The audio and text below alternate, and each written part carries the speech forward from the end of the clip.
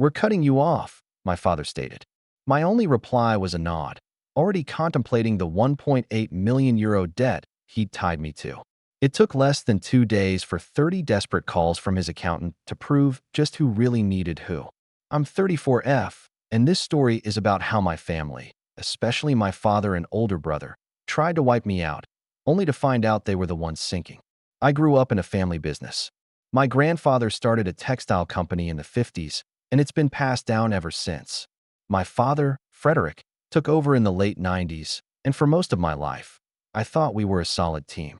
But looking back, it was more like a family drama that slowly festered beneath the surface. I'm not the typical family business successor. I'm not flashy or loud. I've always been the one handling the day-to-day, the grunt work nobody wants: payroll, contracts, customer disputes. I'm the one who worked the spreadsheets at 2 a.m., made sure suppliers were paid on time, kept the factory running. Meanwhile, my father and my brother Bram acted like kings of the castle, making decisions in high-rise boardrooms while I cleaned up their messes. Frederick is in his early 60s, and Bram is 36. Bram's always had this "I'm the future of the company" attitude. He dismissed me openly in meetings. Once, during a product launch discussion, he said, "This isn't admin work, sis. Stick to your spreadsheets." I kept quiet. I had learned early that confrontation with them didn't help. The trouble began about 2 years ago when Frederick got obsessed with expanding the company's portfolio into real estate. He was convinced it would secure our future, but none of us were allowed to see the details. Contracts were signed behind closed doors, and I was deliberately kept out of the loop. The factory needed maintenance. The workers were asking for raises, but no, money was being funneled into a series of shady real estate deals. I started noticing things: suppliers getting late payments, sudden layoffs in departments I managed, and more importantly, our company accounts starting to look strange. I requested reports, but Bram and Frederick brushed me off. Bram even laughed once. "Relax, it's above your pay grade." One morning, I was at the office when I received an anonymous tip from someone inside the company. They'd heard Frederick had personally guaranteed a loan of 1.8 million euros against company assets, including the shares I owned. My shares were gifted by my grandfather, a tangible piece of my family's legacy, but now they were effectively collateral for my father's reckless gamble. I confronted Frederick. I asked for documents. He shrugged me off, saying, "I'm running the company. You don't need to worry about it." Bram joined in. "Dad knows what he's doing. Maybe you're just too soft to understand the bigger picture." I knew then that I was being pushed out. It wasn't just business, it was personal. Fast forward to last week. I was summoned to a meeting at the company headquarters. The atmosphere was icy before I even walked into the boardroom. Frederick sat at the head of the table, Bram beside him, and the company lawyers standing stiffly in the corner. Frederick spoke first, his voice cold and final. "We're making changes. Effective immediately, you're no longer employed by Verholt and Company." I blinked, surprised by the bluntness. "What does that mean?" "It means your services are no longer required. The board has decided to move in a different direction," Frederick said, his eyes never leaving mine. I nodded. No tears, no fight, just a quiet acceptance. What they didn't know was that I had already been preparing for this moment. Because even if they wanted to cut me off, the debt they had tied to my shares and the questionable legality of some of their deals were about to come back to haunt them. That night, I went through the files I'd quietly gathered over the past months: bank statements, loan agreements, contractor invoices. I made a few phone calls. By the next day, Frederick's accountant was blowing up my phone with frantic messages. After that meeting, I spent the weekend sitting in my apartment, staring at my laptop screen, running numbers and piecing together what I already suspected. My father's reckless spending had put the company on the brink of collapse.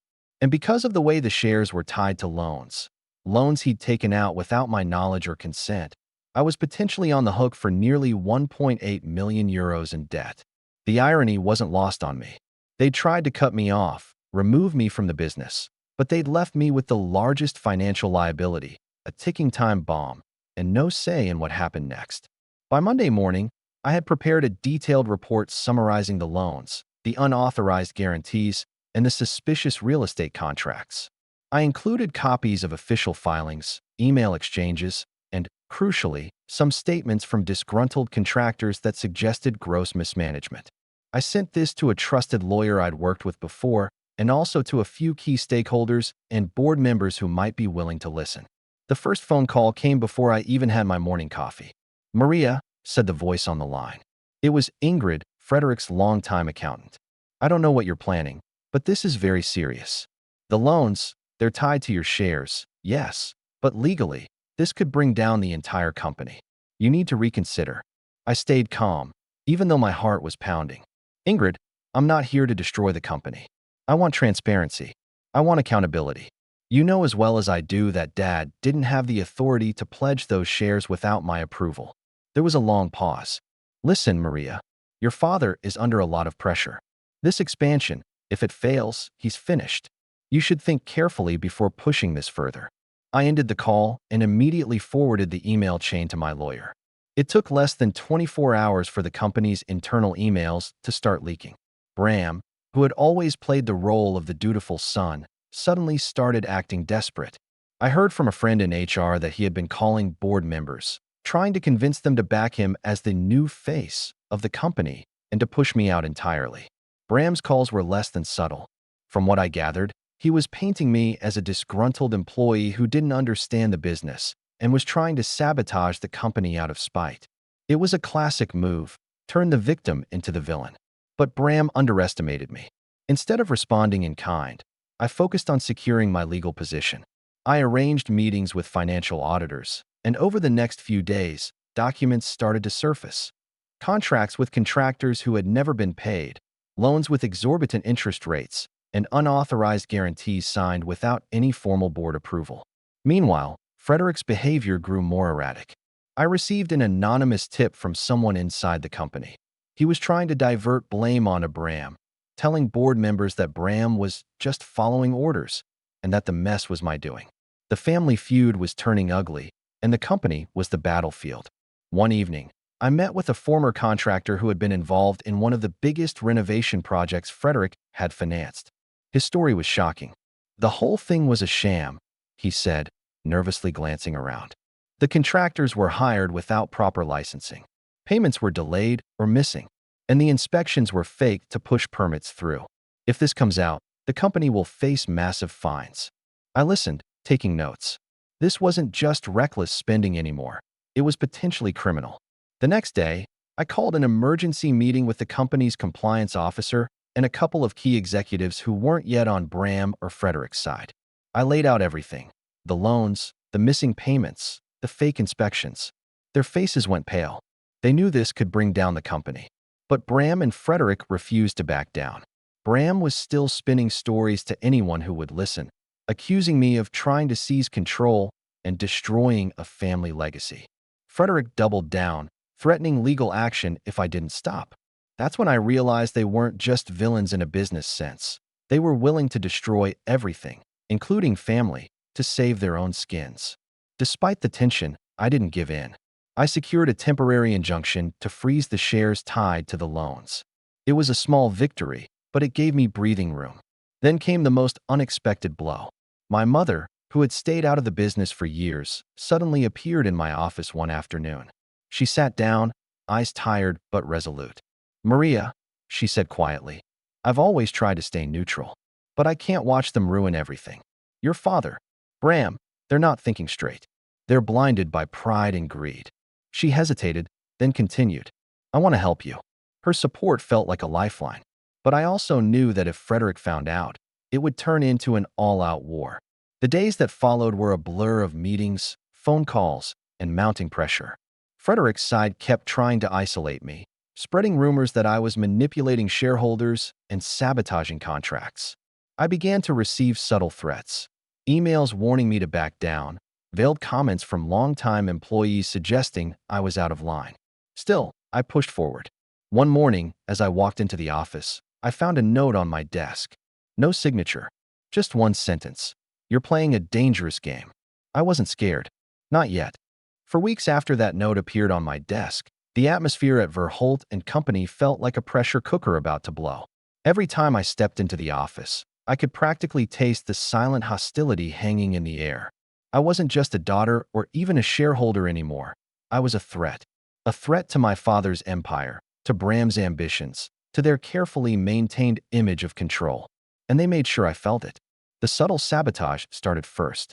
Key documents I needed would go missing from my desk. Emails would fail to send just when I hit send. Phone calls from important clients would suddenly get rerouted or ignored. At first, I thought it was just incompetence, but after a few incidents, it became clear this was no accident. Someone inside the company was working against me. I kept my cool. I had to. Behind the scenes, I was gathering allies.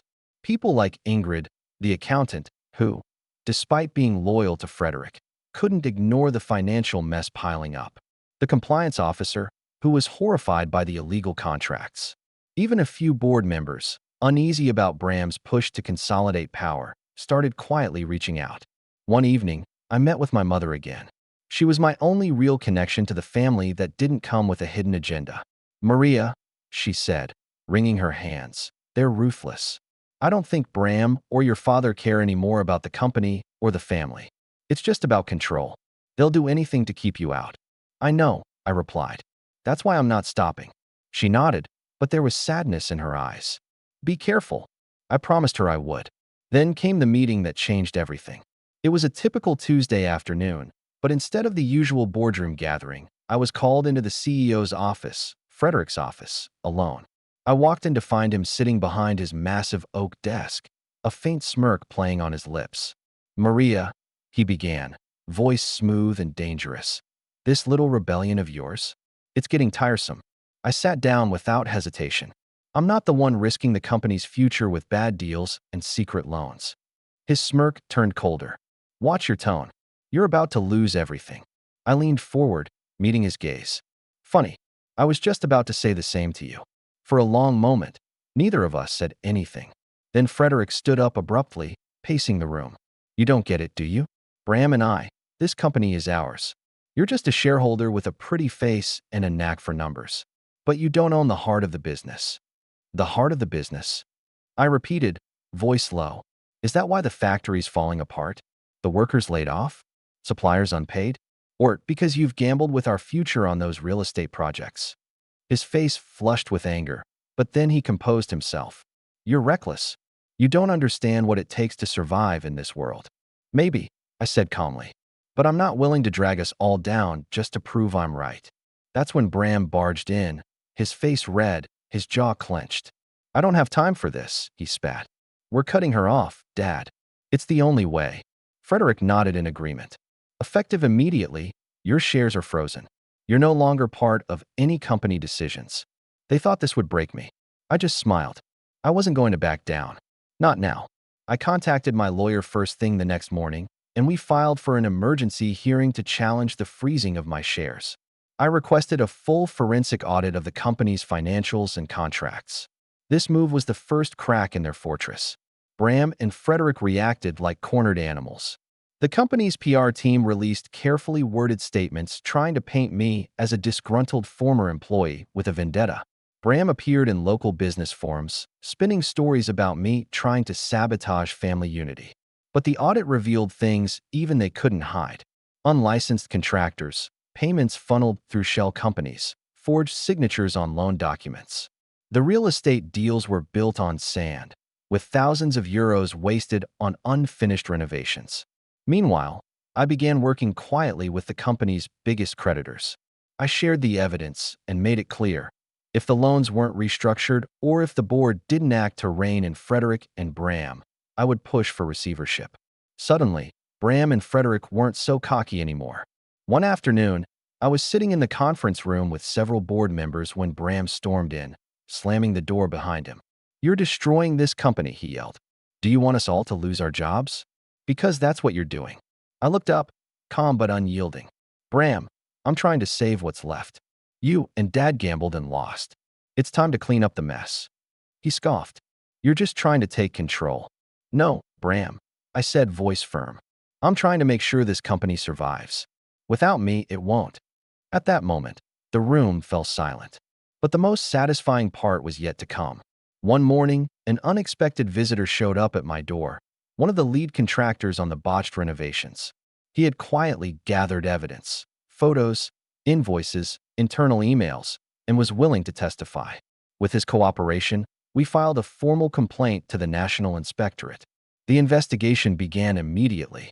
That same week, I received a detailed report from the auditor outlining the scale of the financial mismanagement.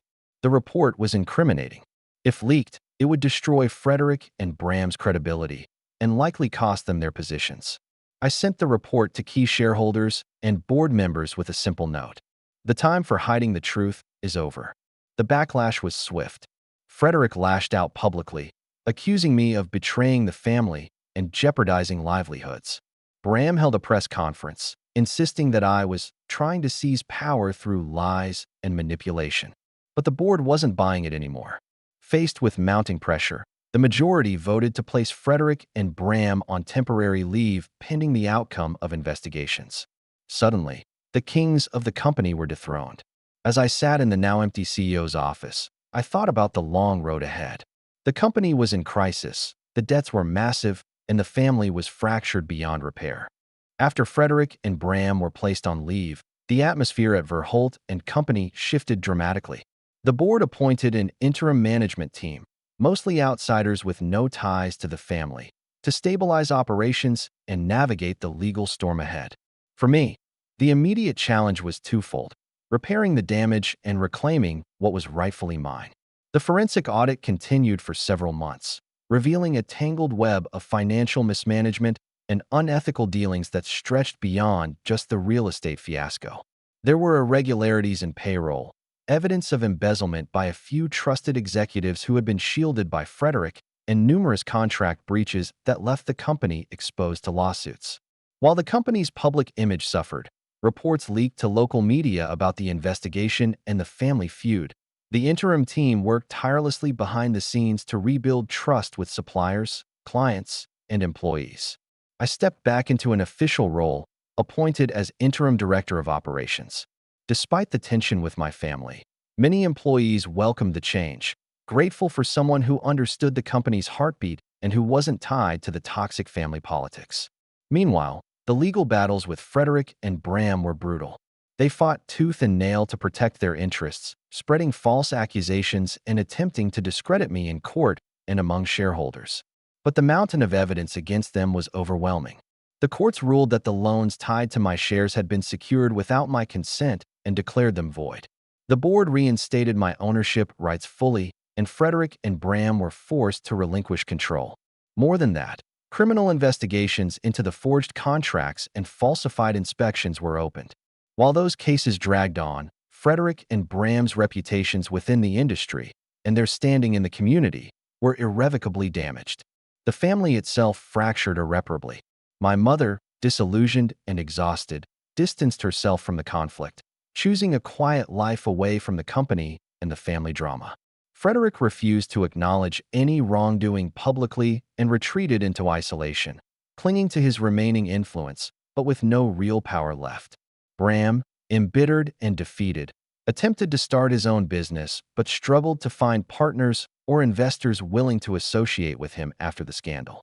As for me, I focused on healing and rebuilding. It wasn't easy. The financial strain was significant, and the emotional toll of betrayal by the people who were supposed to have your back was heavy. But with the company stabilized and a new management team in place, I began to lead Verholt and Company into a new chapter, one built on transparency, accountability, and respect for every employee and stakeholder. The debts tied to those reckless loans were renegotiated and, over time, paid down with careful financial planning. I implemented new governance structures to prevent any future abuses and worked to restore morale in the company. In the end, I never forgave Frederick or Bram. Their choices caused real harm to the company, the employees, and to me personally.